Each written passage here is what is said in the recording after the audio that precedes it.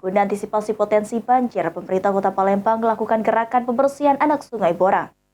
Menurut PJ Wali Kota Palembang Ratu Dewa, saat ini di Palembang terdapat 32 titik genangan banjir yang menjadi prioritas penanganan.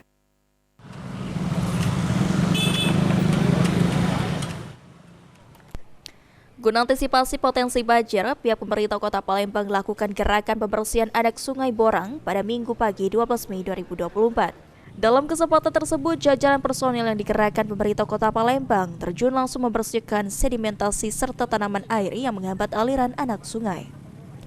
Ditemui di sela kegiatan, PJ Wali Kota Palembang Ratu Dewa mengutarakan penanganan banjir menjadi fokus pemerintah Kota Palembang saat ini. Lantaran di Palembang saat ini berdasarkan data terdapat 32 titik genangan banjir.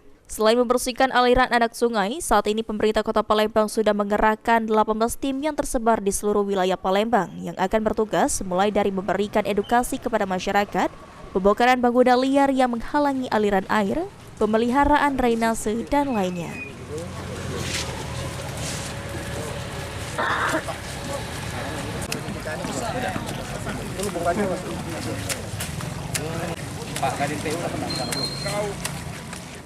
Banjir memang kita tidak hanya terpusat di Kelurahan Sukamulia, tetapi di Palembang memang ada 32 titik genangan air dan kita sudah berupaya dengan menurunkan 18 tim yang tersebar di seluruh wilayah Palembang. Berbagai macam tentunya tim, mulai dari tim memberikan edukasi, tim yang adakan pembongkaran, terus tim yang pemeliharaan drainase dan lain sebagainya, semuanya terus. Sandi Pratama, PAL TV.